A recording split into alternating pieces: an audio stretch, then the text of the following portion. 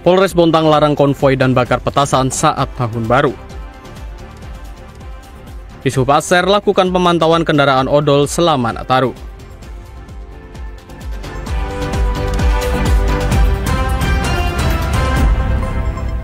Assalamualaikum warahmatullahi wabarakatuh dan selamat sore saudara. Kami hadir kembali untuk Anda menemani akhir pekan di sore hari ini. Inilah dia Kalimantan Timur hari ini, edisi Sabtu 28 Desember 2024 bersama saya Said Hussein dan saya Aisy Gunadi. Selama 60 menit ke depan kami telah menyiapkan beragam informasi dari wilayah Kalimantan Timur dan Kalimantan Utara. Selengkapnya dalam Kalimantan Timur hari ini.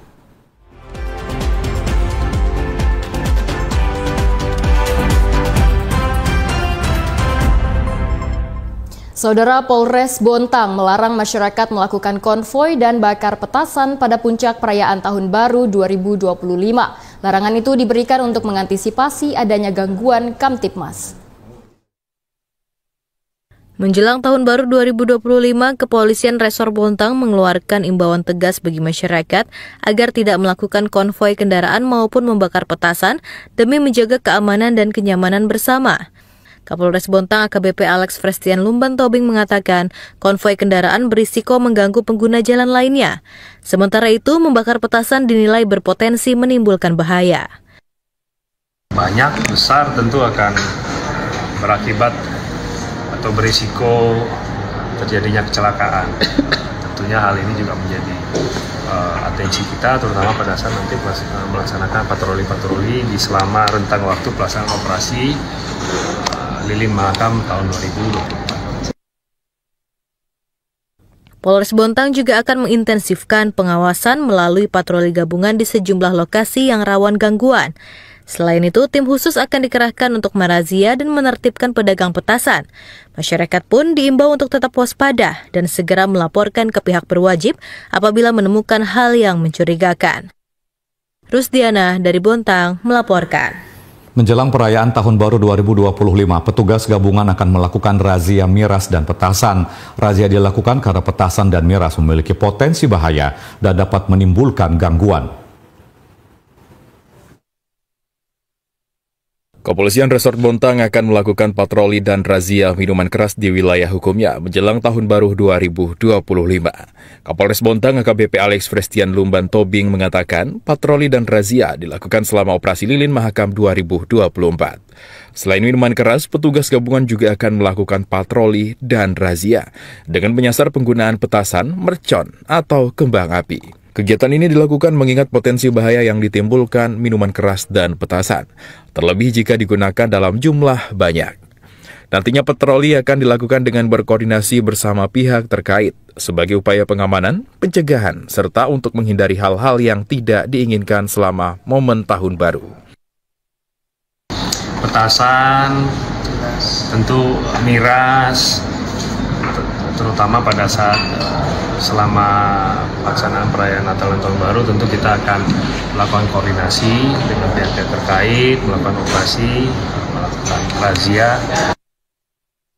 Lebih lanjut, Kapolres Bontang menambahkan patroli dan razia akan rutin digelar setiap tahun menjelang Natal Tahun Baru dengan menyasar sejumlah pusat keramaian hingga tempat hiburan malam. Rusdiana dari Bontang melaporkan. Baru 2025, Polres Bontang menurunkan 400 lebih personil. 400 personil itu disiagakan di tempat wisata dan tempat keramaian lainnya. Sebanyak 452 personel dikerahkan Polres Bontang dalam rangka pengamanan Tahun Baru 2025. Kapolres Bontang AKBP Alex Frestian Lumban Tobing mengatakan, untuk jumlah personel merupakan gabungan beberapa instansi dan nantinya akan disiagakan di 5 titik.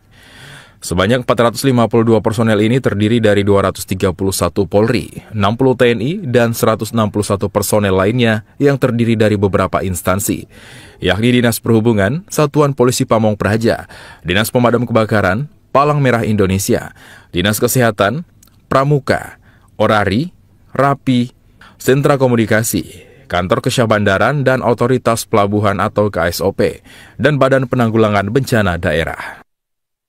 Tentu gabungan dari Polres maupun dari instansi terkait, yaitu sejumlah 452 personil, di mana dari personil Bontang sendiri sebanyak 251 personil, kemudian TNI 60, dan instansi terkait lainnya 161. Untuk titik pengamanan ada 3 pos pelayanan yang berlokasi di Pelabuhan Lok Tuan, Marangkayu, dan Muara Badak. 1 pos terpadu yang berlokasi di Simpang 3 Ramayana, serta 1 titik pengamanan di Bontang City Mall. Titik pengamanan lainnya di 75 gereja, 15 objek wisata, 11 pusat perbelanjaan, 1 bandara, 2 pelabuhan, dan 1 terminal. Selain itu, tim gabungan juga mempersiapkan operasi kontingensi penanggulangan terkait dengan bencana alam jika terjadi. Rusdiana dari Bontang melaporkan. Untuk memastikan lalu lintas di wilayah Kabupaten Pasir aman dan lancar selama libur Nataru, Dinas Perhubungan Kabupaten Pasir melakukan pemantauan terhadap kendaraan overdimension and overload atau odol di sejumlah titik jalan. Dinas Perhubungan Kabupaten Pasir melakukan pemantauan kendaraan overdimension and overload atau odol di sejumlah titik jalan.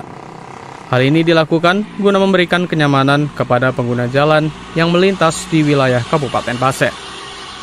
Kepala Dishub Pasir, Inayatullah, mengatakan meski pada libur Natal dan Tahun Baru ini pihaknya tidak mengagendakan untuk melakukan operasi odol, namun pemantauan terhadap kendaraan odol tetap dilakukan, terutama di persimpangan Kecamatan Kuaro, yang merupakan salah satu jalan penghubung antar kota maupun antar provinsi. Selain itu, Dishub Pasir juga bekerja sama dengan Balai Pengelola Transportasi Darat untuk melakukan pemantauan di Jembatan Timbang. Kita tidak ada agenda untuk operasi odol, agenda rutin tidak ada untuk akhir tahun ini. Namun anggota tetap memantau, terutama di Kuaro yang dipantau oleh kota dan juga Terima kasih Anda masih bersama kami. Saudara, BPOM Tarakan berhasil menemukan dan menyita ribuan produk pangan tanpa izin edar yang masih beredar di pasaran. Kendaraan odol merupakan kendaraan yang membawa muatan melebihi kapasitas atau dimensi kendaraan yang diizinkan. Dampak yang ditimbulkan dari kendaraan odol produk pangan menyebabkan sebagian jalan raya dan jembatan ringan ini, serta dapat meningkatkan risiko kecelakaan, rusak dan menyebabkan kurangnya kestabilan masih beredar di pasaran. Nasrullah Ahmad yang mencapai 7.000 lebih item itu merupakan hasil intensifikasi pengawasan petugas Balai Pengawas Obat dan Makanan BPOM Tarakan di beberapa toko atau distributor yang ada di pasaran. Informasi dari seluruh produk pangan itu disita selama Desember 2024 karena pada periode ini banyak produk pangan yang beredar akibat permintaan yang meningkat saat momen Natal dan Tahun Baru. Dari total 7.438 item yang disita, produk pangan tanpa izin edar masih menjadi yang tertinggi, yakni mencapai 7.166 item. Sedangkan sisanya terdiri dari 268 item kadaluarsa dan 4 item telah rusak. Kepala BPOM Tarakan, Herianto Baan, menjelaskan pihaknya harus bekerja sama lintas sektor untuk melakukan penyidikan, karena proses ini merupakan langkah terakhir. Ada 3 hal yang harus dipenuhi dalam proses penyidikan, yakni azas keadilan, azas manfaat, dan azas hukum. Untuk itu, BPOM Tarakan hingga saat ini belum melakukan penyidikan produk pangan olahan tanpa izin edar. Proses penyidikan itu ada 3 hal yang harus dipenuhi: asas keadilan, asas manfaatnya, ya, kemudian asas hukumnya. Hukumnya apakah memenuhi? Keadilannya seperti apa? Asas keadilannya, apakah kalau kita proses sidik ini, yang lain seperti apa? Nah, ini pasti akan muncul, ya kan? Manfaatnya seperti apa? Apakah dengan proses ini, bagaimana dengan, apakah kita sudah siap dengan produk-produk kita, lokal kita, atau produk Indonesia yang sudah siap? Selain dinilai membahayakan bagi konsumen, peredaran produk pangan tanpa izin edar juga merugikan lantaran terdapat nilai ekonomi mencapai lebih dari 236 juta rupiah. Siti Hardiani dari Tarakan melaporkan. Polda Kaltara berhasil menyelamatkan 419 orang yang menjadi korban tindak pidana perdagangan orang atau TPPO. Dalam kasus ini polisi juga mengamankan 91 pelaku. Selama periode Januari hingga November tahun 2024, Polda Kalimantan Utara berhasil mengungkap 2 kasus tindak pidana perdagangan orang atau TPPO di wilayah perbatasan Indonesia-Malaysia. Dalam kasus ini sebanyak 419 korban TPPO berhasil diselamatkan. Kapolda Kaltara Irjen Pol Hari Sutwijanto mengatakan, untuk kasus pertama terjadi pada Januari hingga September 2024 dengan tersangka berjumlah 69 orang dan korbannya berjumlah 311 orang. Kemudian kasus kedua terjadi pada Oktober hingga November dengan tersangka berjumlah 22 orang dan korban berjumlah 108 orang. Modus operasi para tersangka yakni mengiming-imingi para korban gaji yang tinggi saat bekerja di luar negeri. Mereka lalu diberangkatkan menggunakan paspor dengan dalih kunjungan keluarga yang biayanya ditanggung oleh cukong. Biaya keberangkatan nantinya akan diganti setelah mereka bekerja di luar negeri. Pengungkapan kasus TPPO pada tahun 2024, Polda Kaltara berhasil mengungkap 2 kasus besar TPPO. Yang pertama, pengungkapan kasus TPPO Polda Kaltara beserta jajaran selama periode Januari sampai dengan 20 November 2024 kemarin dengan jumlah tersangka 69 orang dan 311 korban.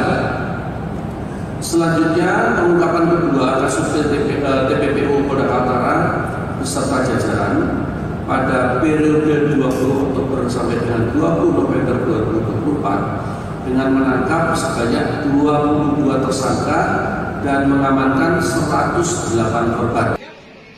Hari Sutwijanto menambahkan, para pekerja migran Indonesia atau PMI yang tiba di luar negeri bekerja di perusahaan sawit, tukang kebun dan pembantu rumah tangga. Muhammad Aras dari Bulungan melaporkan. Guna meningkatkan kualitas pelayanan publik di daerah, Biro Administrasi Pimpinan Sekretariat Daerah Provinsi Kalimantan Timur melaksanakan kegiatan internalisasi standar pelayanan dan forum konsultasi publik tahun 2024 untuk memastikan pelayanan publik yang efektif, efisien, dan berkualitas bagi masyarakat. Biro Administrasi Pimpinan Sekretariat Daerah Provinsi Kalimantan Timur melaksanakan kegiatan internalisasi standar pelayanan atau SP dan forum konsultasi publik tahun 2024. Kegiatan ini dihadiri oleh berbagai unsur pemerintah daerah, organisasi perangkat daerah, OPD, serta perwakilan lembaga penyiaran seperti TVRI dan RRI hingga media massa. Kepala Biro Adpim Setprov Kalimantan Timur, Syarifah Alawiyah mengatakan, internalisasi standar pelayanan ini bertujuan untuk membangun kesadaran bersama akan pentingnya pelayanan publik yang baik dan dapat diakses oleh seluruh lapisan masyarakat. Standar pelayanan ini sudah ditetapkan lewat Peraturan Menteri Pendayagunaan Aparatur Negara Reformasi Birokrasi sejak tahun 2015. Tidak sekedar sosialisasi, acara itu juga menjadi ruang internalisasi mereka untuk memahami sehingga dapat mengimplementasikan standar pelayanan itu. Mengingat lewat keputusan yang dibentuk awal 2024, terdapat 14 jenis fasilitasi yang merupakan tugas mereka, seperti fasilitasi tamu audiensi pimpinan, perbuatan materi sambutan, hingga menjadi penghubung pers ke pimpinan atau sekretaris daerah yang perlu disosialisasikan ke masyarakat. Bahwa memang setiap perangkat daerah itu dia akan membuat standar pelayanan dan itu harus disosialisasikan kepada pengguna layanan karena masih banyak pengguna layanan itu yang belum paham terkait dengan prosedur, standar prosedur dari instansi tersebut. Nah, hari ini kita melaksanakan kegiatan itu, kita mengundang setiap pengguna layanan walaupun terbatas. Kita mengundang mereka untuk mereka memahami bahwa inilah standar pelayanan yang dilaksanakan oleh Biro Adpim. Bagaimana prosedur-prosedurnya. Pemerintah daerah berharap agar seluruh OPD dapat mengimplementasikan standar pelayanan yang terintegrasi dengan teknologi informasi sehingga pelayanan dapat lebih cepat dan transparan. Melalui sosialisasi ke sejumlah perangkat daerah yang ada di lingkup Pemprov Kaltim dan perwakilan media massa, diharapkan Provinsi Kalimantan Timur dapat semakin maju dalam hal pelayanan publik dan dapat merespons kebutuhan masyarakat dengan lebih efektif di masa yang akan datang. Auzan Gisham dari Samarinda melaporkan. Pantai Balikpapan Superblok BSB atau BSB akan menghadirkan acara bertajuk Dream X Market New Year Party Colorful untuk menyambut tahun baru 2025. Dalam kegiatan ini masyarakat akan disuguhkan dengan pertunjukan 3.000 kembang api selama 20 menit. Dalam rangka menyambut Tahun Baru 2025, Pantai Bandara Super Blok atau BSB mempersembahkan acara bertajuk Dream Market New Year Party Colorful yang diselenggarakan pada 31 Desember 2024. Pantai BSB akan berkolaborasi dengan UMKM yang membuka tenan bazar dan permainan menarik untuk memberikan hiburan bagi masyarakat yang memilih merayakan momen pergantian Tahun Baru di Balikpapan.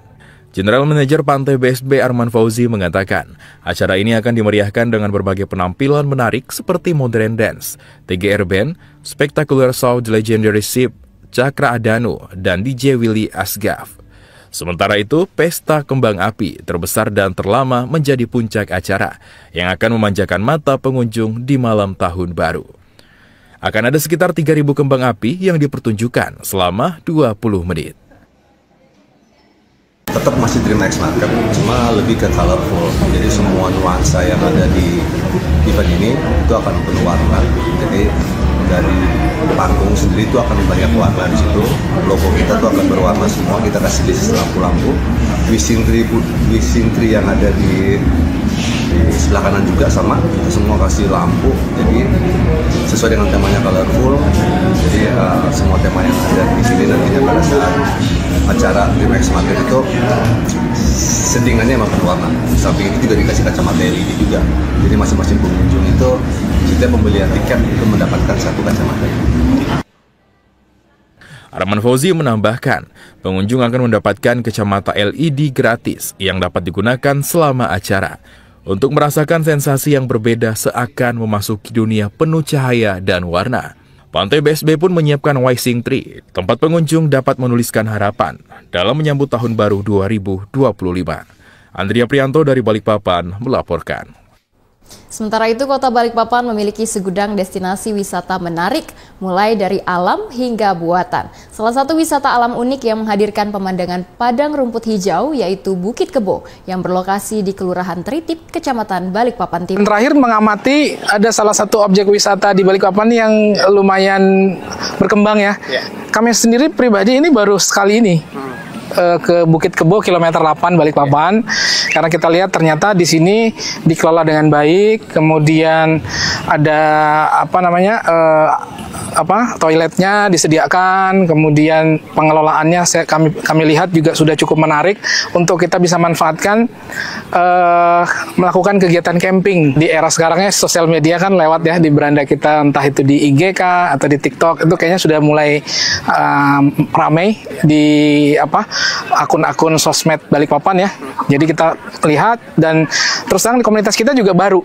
Kalau saya pribadi baru, beberapa teman ada yang sudah coba gitu ya duluan. Oh bagus nih, kita ajak teman-teman untuk lakukan kegiatan camping di sini, family camp begitu. Dapat info terkait Bukit Kebo ini dari mana? Seliuran di TikTok sih, di handphone gitu. Terus penasaran kan, jadi pengen kesini. Oke. Banyak juga sama? Iya, lewat di sosmed aja, jadi pengen aja. Tempatnya bagus, nyaman buat kayak ngisi waktu sore gini, enak juga. Ya, kan kalau Balikpapan juga biasanya kan pantai ya. Ya, jadi kan kalau di sini kan kayak lain bukit-bukit ya. Jadi wilayah areanya cukup menarik ya, cukup luas. Kemudian yang paling penting kan ada MCK-nya, ada tempat toiletnya. Dan ada gazebo untuk berteduh kalau misalkan hujan. Kemudian kita lihat juga ada musola. Itu juga penting menurut kita ya. Sehingga kita lihat ketika survei sebelumnya dan biayanya juga lumayan terjangkau. Jadi kalau boleh disebutkan nggak biayanya nih?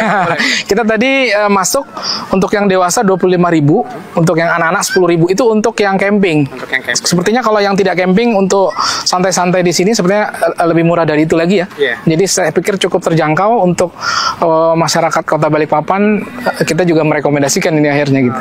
Wilayahnya juga luar biasa luas dan menarik gitu. Kalau kami sih yang paling utama itu toiletnya ada, kemudian musolanya juga ada, tempat berteduh juga kalau misalkan pas lagi hujan, kalau misalkan nggak bawa tenda kan, ada gazebo cukup banyak. Kami pikir ya cukup rekomendasi lah buat warga Balikpapan wisata ya yang sangat terjangkau. Dengan harga tiket yang ramah di kantong, siapa saja bisa menikmati keindahan alam dari destinasi wisata ini. Banyak pengunjung yang merasa puas setelah mengunjungi Bukit Kebo karena kagum dengan keindahan alamnya yang memesona, udara yang segar, serta suasana yang tenang. Meskipun kondisi dan fasilitas Bukit Kebo sudah cukup baik, beberapa pengunjung memberikan saran agar fasilitas di Bukit Kebo dapat lebih ditingkatkan. Misalnya dengan menyediakan area edukasi anak atau membangun lebih banyak warung makan agar ada lebih banyak pilihan bagi pengunjung. Kalau ada ditanya kira-kira fasilitas apa lagi yang mungkin bisa ditambah, ya kami pikir mungkin ada hal-hal yang sifatnya edukasi lagi ya di sini. Misalkan mungkin kebunnya kita belum lihat nih, kebunnya ada di mana, atau ada sedikit ya, gitu-gitu yang hewan-hewan yang bisa diamati oleh anak-anak yang mungkin sedang berwisata di sini gitu kan. Saya pikir mungkin selain kebun mungkin ada domba atau kambing kan, mungkin gitu bisa ya. Kemudian mungkin ada juga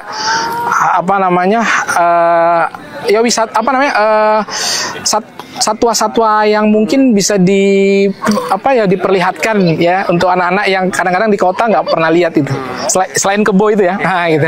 Sepertinya Bukit Kebo jadi alternatif lah, salah satu alternatif rekomendasi yang mungkin bagi keluarga, bagi masyarakat Balikpapan untuk bisa dimanfaatkan. Kalau bahasa anak sekarang healing gitu ya. Iya gitu. Kira-kira kalau di sini tuh aktivitas apa aja sih kalau masyarakat bisa lakukan gitu? Misalnya paling kayak piknik piknik kecil-kecilan gitu buat keluarga. Terus kapan aja sih? Oh, buat camping bisa.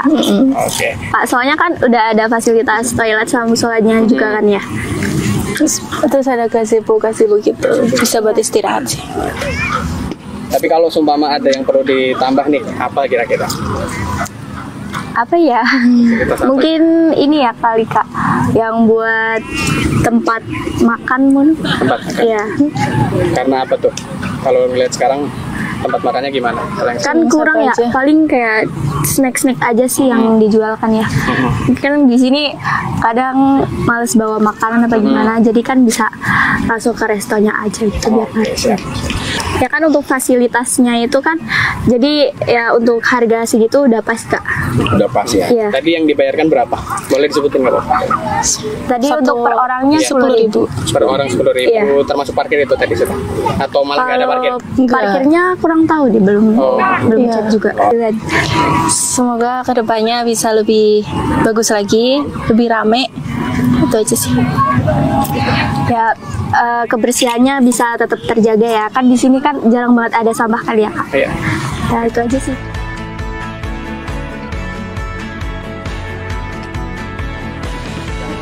Bagi masyarakat yang sedang berkunjung ke Kota Minyak, Bukit Kebo menjadi salah satu destinasi wisata yang direkomendasikan untuk disambangi. Selain menyuguhkan pemandangan alam yang indah, tempat ini juga menawarkan suasana yang tenang dan menyegarkan. Dengan keindahan alam yang dimilikinya, Bukit Kebo berpotensi menjadi salah satu destinasi wisata unggulan di Balikpapan. Destinasi wisata ini diharapkan dapat terus terjaga kelestariannya dan makin banyak pengunjung yang datang untuk menikmati keindahannya. Tim Liputan TVRI Kalimantan Timur melaporkan.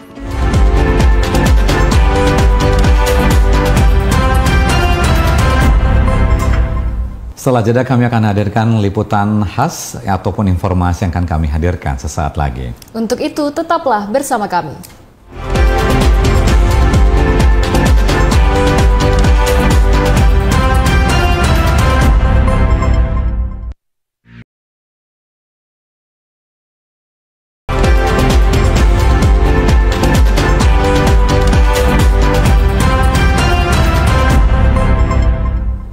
Anda masih menyaksikan Kalimantan Timur hari ini. Saudara, keberadaan Ibu Kota Nusantara di Penajam Pasir Utara memberikan dampak positif secara signifikan terhadap sektor pariwisata, budaya, dan ekonomi kreatif. Bagaimana Otorita Ibu Kota Nusantara menyikapi hal ini? Simak ulasan selengkapnya dalam Fokus Redaksi pekan ini.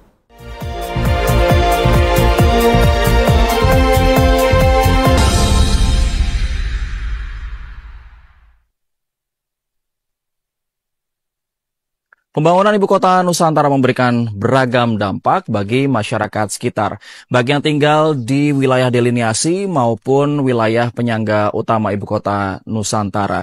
Fokus redaksi hari ini, saudara, akan membahas tentang beragam dampak positif yang ditimbulkan dari pembangunan Ibu Kota Nusantara, utamanya bagi sektor pariwisata, budaya, dan ekonomi kreatif. Dan sebelum saya berbincang dengan Direktur Pariwisata, Budaya, dan Ekonomi Kreatif Otorita Ibu Kota Nusantara, kami hadirkan terlebih dahulu satu informasi yang telah dipilihkan oleh tim redaksi kami berikut ini.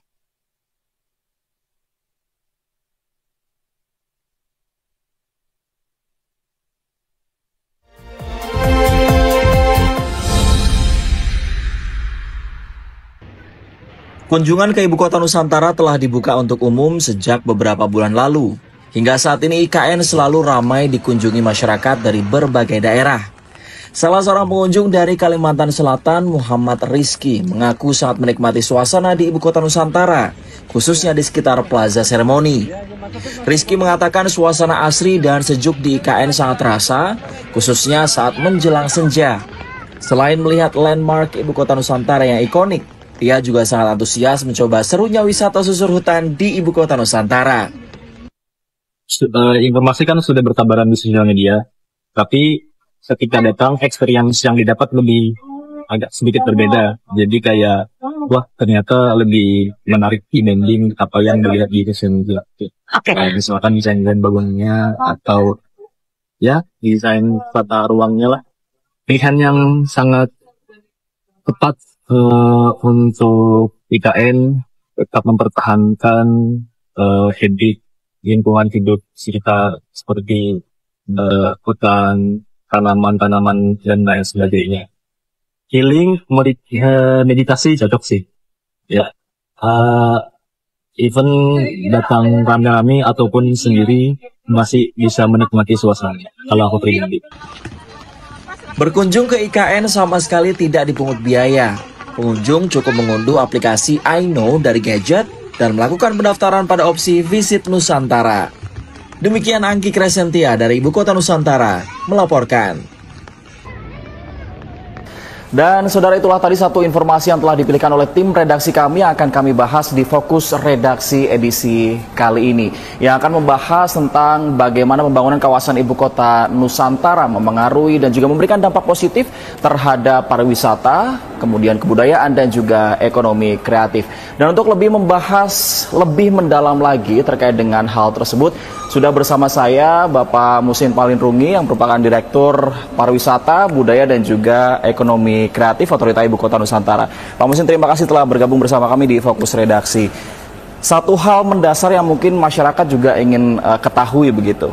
Apa saja dampak positif yang sudah diberikan dari pembangunan kawasan Ibu Kota Nusantara, utamanya bagi tiga sektor tadi, Pak? Pariwisata, budaya, dan juga ekonomi kreatif. Silakan, Pak.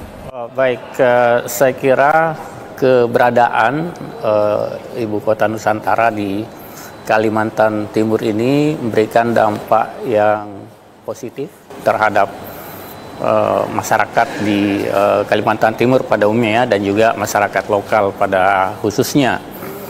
Kalau kita melihat saat ini kan keramaian begitu nampak ya di setiap sudut yang ada di Ibu Kota Nusantara dan juga di sekitar Ibu Kota Nusantara. Tentu ini akan memberikan dampak ekonomi khususnya. Kita lihat misalnya di penginapan-penginapan, di guest house, di hotel ya, itu kan bertumbuh sekarang yang menginap ya.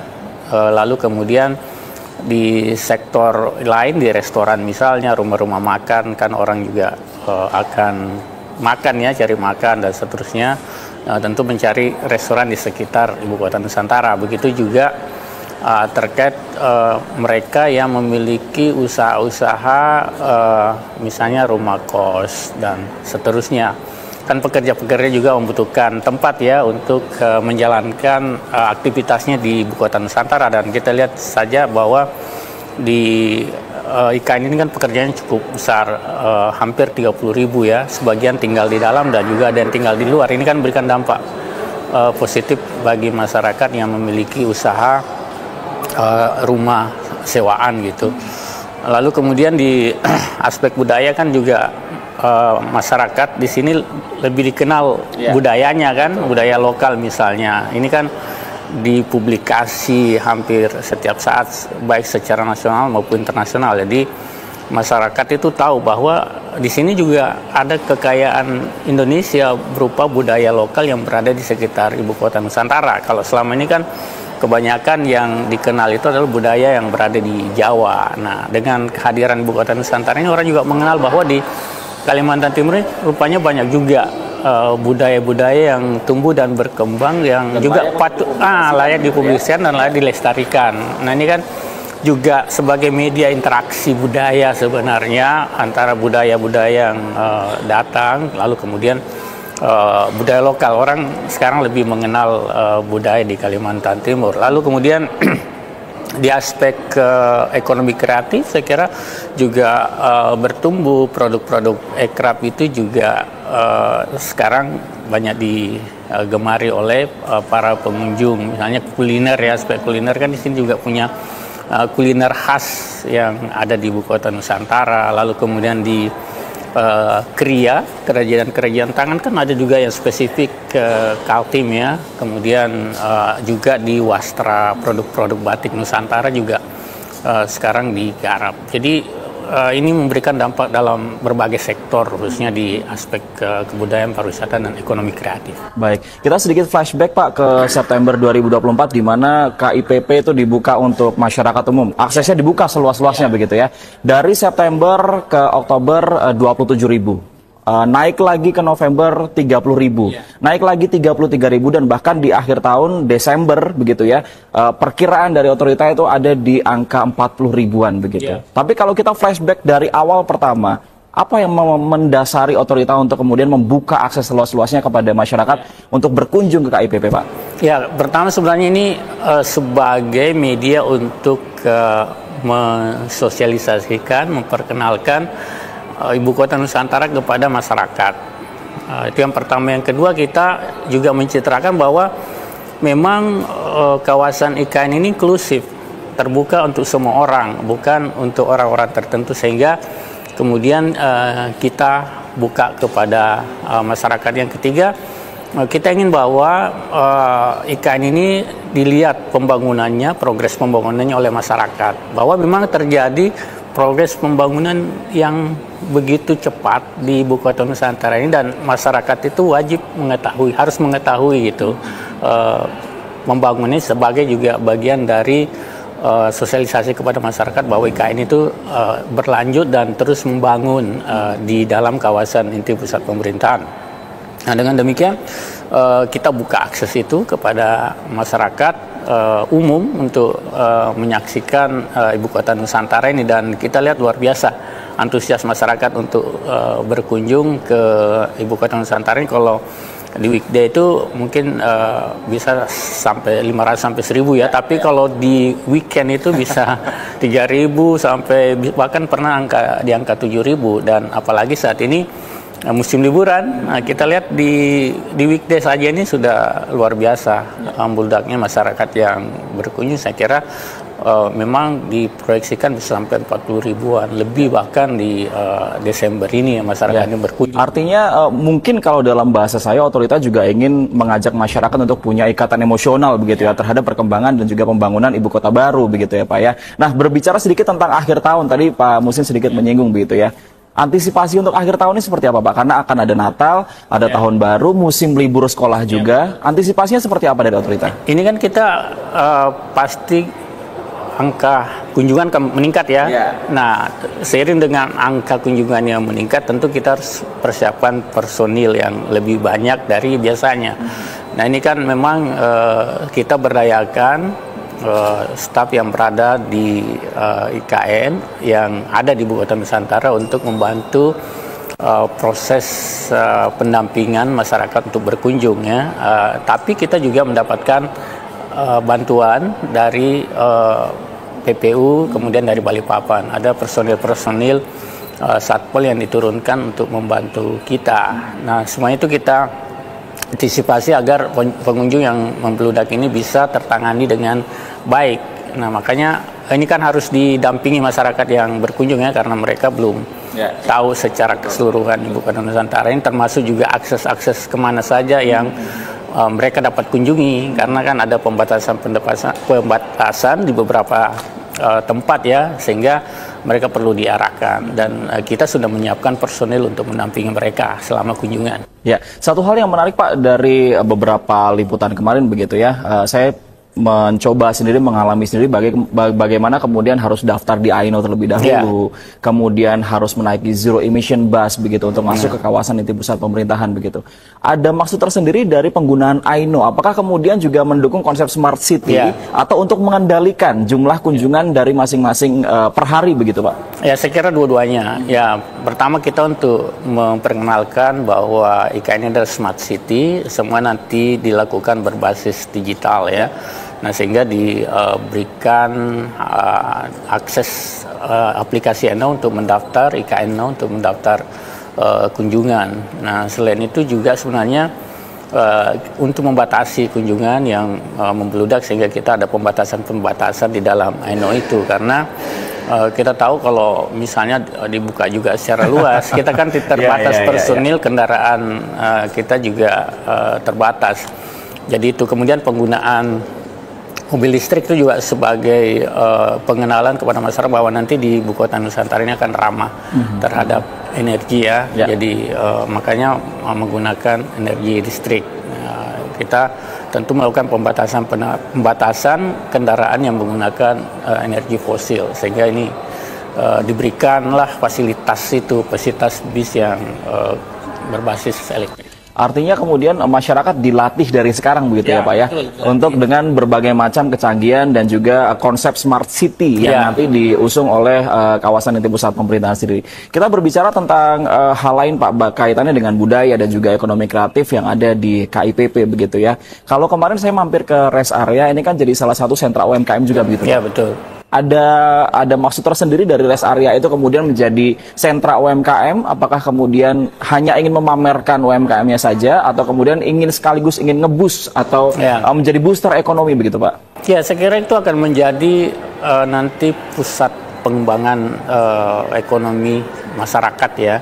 Nah, memang kondisinya sekarang kan masih belum bisa dikatakan representatif ya untuk menjadi sebuah kawasan pusat ekonomi masyarakat, tapi itu akan dilakukan perbaikannya dalam konteks bangunan dan juga tentu saja pelayanan. Dan tentu masyarakat yang melakukan usaha di rest area ini juga sudah merasakan manfaatnya. Dengan kunjungan yang besar itu kan dampak ekonomi yang dirasakan mereka cukup signifikan ya, karena ini kan orang berkunjung pasti mencari kuliner dan seterusnya. Dan ini kan kita secara bertahap meningkatkan layanan di sektor UMKM ini, khususnya yang ada di rest area. Saya kira ke depan juga akan semakin ditingkatkan, dan juga kan nanti ke depannya akan diberikan akses juga UMKM untuk di kawasan Ibu Kota Nusantara ini, ketika memang betul-betul sudah beroperasi, ketika ASN sudah pindah, tentu juga ASN ini kan perlu berbagai kebutuhan kan, dan saya kira para pelaku UMKM dan ekonomi kreatif ini bisa menyediakan itu. Apa yang dibutuhkan oleh ASN ini diharapkan disiapkan oleh para pelaku UMKM dan juga ekonomi kreatif ke depan. Baik, kalau berkunjung ke KIPP atau kawasan inti pusat pemerintahan, salah satu atraksi yang kemudian disuguhkan kepada masyarakat adalah berfoto-foto di Istana Nusantara, kemudian juga beberapa spot yang memang diizinkan begitu ya. Kenapa beberapa tidak diizinkan? Mungkin karena terkait dengan masih adanya proyek pembangunan ya, karena safety dan segala macam begitu Pak. Kedepannya 2025 akan adakah atraksi baru di kawasan inti pusat pemerintahan ketika masyarakat datang berkunjung, jadi tidak hanya sekadar foto-foto begitu di Istana Nusantara? Jadi kami diberikan tugas oleh Pak Kepala untuk mengaktifasi beragam program untuk meramaikan Ibu Kota Nusantara di tahun 2025.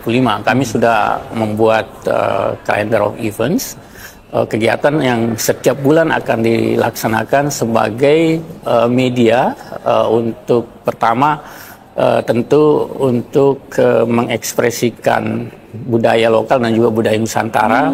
Nah, kedua tentu untuk sebagai media interaksi antara ASN yang berada di Ibu Kota Nusantara dengan masyarakat. Jadi dengan adanya kegiatan-kegiatan itu mereka bisa bertemu, berkomunikasi, berinteraksi sehingga ada integrasi komunikasi antara masyarakat dan pendatang. Kemudian juga nanti akan kita ciptakan kegiatan-kegiatan yang melibatkan masyarakat sekitar Ibu Kota Nusantara dengan juga pegawai-pegawai yang berada di Ibu Kota Nusantara. Misalnya ada senam massal yang melibatkan masyarakat dan juga ASN. Jadi mereka terjadi komunikasi dan interaksi sehingga IKN ini memang betul-betul menjadi kota yang inklusif yang juga menjaga keharmonisan antara masyarakat dengan juga pegawai di Ibu Kota Nusantara. Jadi akan ada banyak aktivasi program di tahun depan dan itu tiap bulan akan kita laksanakan. Ya, dan tentunya juga untuk semua pemirsa TVRI begitu ya. Kalau nanti sudah muncul calendar of events-nya bisa di ini ya Pak, bisa dititikin ya. Nanti kita spill. Bisa di spill begitu nanti kita spill, ya. Tapi kalau boleh sedikit saja spill Pak, 2025 agenda besar begitu yang kemudian nanti bisa jadi salah satu daya tarik apa Pak? Kita ada Nusantara Expo ya. Nusantara Expo. Kan pas begitu ASN pindah ke sini, nah di Nusantara Expo itu akan ada kegiatan festival-festival, ada tari-tarian Nusantara dari berbagai budaya di Nusantara, lalu kemudian ada musik kreasi tradisional juga, musik-musik dari Nusantara ya yang akan ditampilkan itu direncanakan selama sebulan itu berlangsung, ada pameran foto, kemudian ada olahraga-olahraga tradisional. Nah, nanti kan masyarakat yang punya olahraga yang sifatnya tradisional kita berikan akses untuk tampil di kawasan inti ini, kawasan inti pusat pemerintahan. Lalu kemudian nanti juga ada talk show tentang budaya, ekraf, pariwisata, UMKM dan berbagai hal yang juga nanti melibatkan narasumber ternama dan nanti masyarakat juga bisa terlibat. Dan lebih penting juga ada tentang lingkungan hidup, ada pameran yang terkait dengan foto lingkungan hidup, ada lomba-lomba terkait foto lingkungan hidup, termasuk pameran-pameran, juga ada pameran seni rupa ya. Kemudian ada juga media edukasi tentang lingkungan hidup, karena kita kan ada kota hutan, ada edukasi tentang lingkungan hidup terhadap masyarakat gitu. Ada lomba-lomba juga yang sifatnya itu. Kemudian terkait dengan smart city nanti ada pameran terkait dengan teknologi gitu yang nanti melihat bagaimana IKN itu di masa depan. Nah, lalu kemudian di depannya lagi kita ada juga namanya Nusantara Cultural Heritage Festival. Ini untuk menampilkan warisan budaya tak benda. Nah, ini kan masing-masing provinsi memiliki warisan budaya tak benda. Nah, itu kan perlu kita fasilitasi agar itu dikenal luas oleh masyarakat. Nah, kita fasilitasi nanti di sini. Nanti ada. Lalu yang sport tourism juga ada. Nanti ada trail adventure, ada nanti lari lintas alam yang kita gelar, ada fun run, ada juga fun bike dan seterusnya. Nah, itulah bagian yang kita spill ya. Dan masih banyak nanti di spill lagi. Nanti kawan-kawan di spill lagi begitu. Simpan dulu begitu ya. Baik, berbicara tentang pariwisata, kemudian budaya dan juga ekonomi kreatif, kalau dari pandangan saya Pak, keterlibatan masyarakat lokal itu adalah sebuah sebuah keniscayaan begitu ya, karena mereka yang kemudian lebih paham medannya di sini begitu.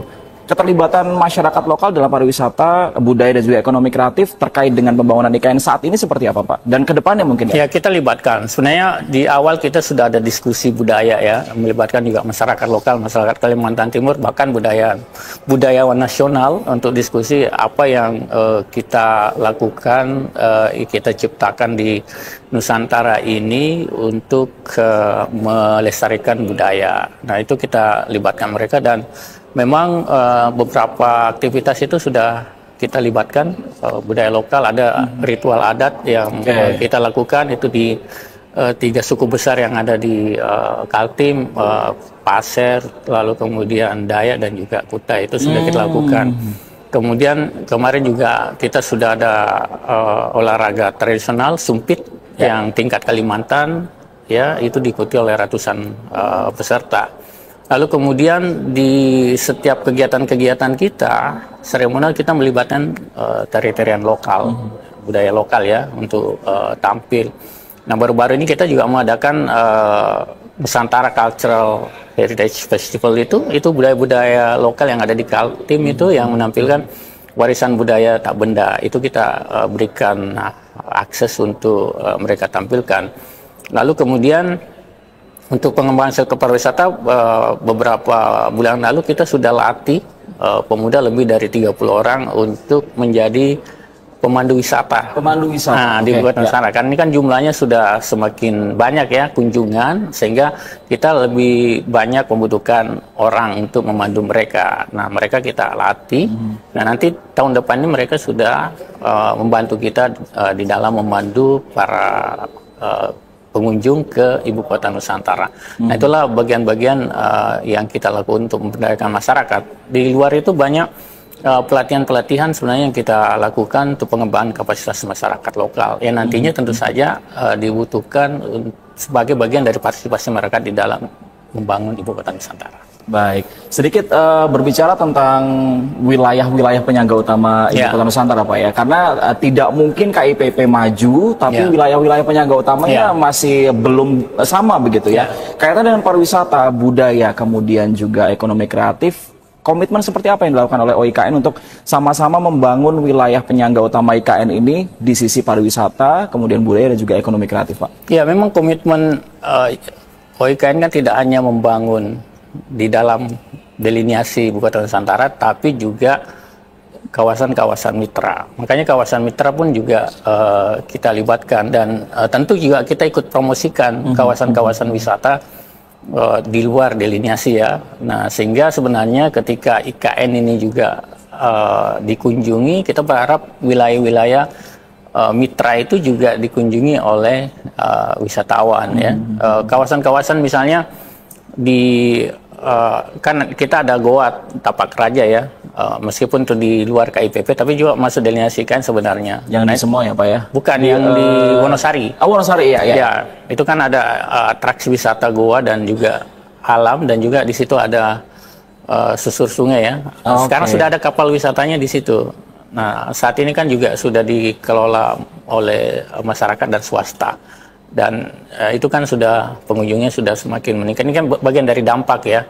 Dan tentu kita support dari sisi promosi. Kita sudah memberikan di Aino sebenarnya sudah ada kawasan-kawasan wisata yang mitra kita bisa mengakses Pak ya. Bisa dilihat di situ kawasan wisata yang ada di sekitar Ibu Kota Nusantara. Jadi masyarakat bisa mengunjungi. Jadi selain mengunjungi kawasan itu pusat pemerintahan, mereka juga bisa mengunjungi kawasan-kawasan di luar KIPP yang juga memiliki daya tarik yang cukup menarik. Gitu. Baik, sepertinya memang masih banyak ya yang ingin disampaikan, tapi sepertinya kita harus terbatas dulu waktunya Pak. Mungkin kita lain kali bisa menyampaikan lebih mendalam lagi terkait dengan pariwisata, budaya dan juga ekonomi kreatif. Pak Musin, terima kasih banyak atas waktunya. Itulah tadi perbincangan saya dengan Bapak Musin Panirungi, Direktur Pariwisata, Budaya dan juga Ekonomi Kreatif Otorita Ibu Kota Nusantara. Dan demikian fokus redaksi edisi kali ini. Saya Aryo Bagus mewakili seluruh kerabat kerja yang bertugas undur diri. Sampai jumpa.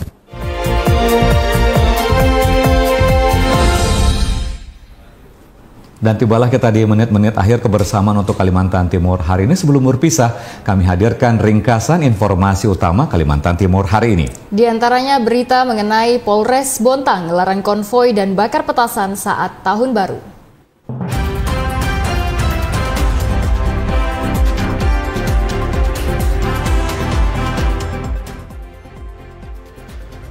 Menjelang tahun baru 2025, Polres Bontang mengeluarkan imbauan tegas bagi masyarakat agar tidak melakukan konvoi kendaraan maupun membakar petasan demi menjaga keamanan dan kenyamanan bersama.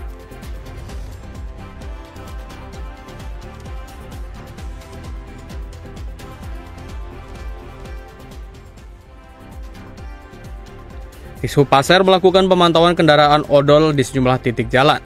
Hal ini dilakukan guna memberikan kenyamanan kepada pengguna jalan yang melintas di wilayah Kabupaten Pasir.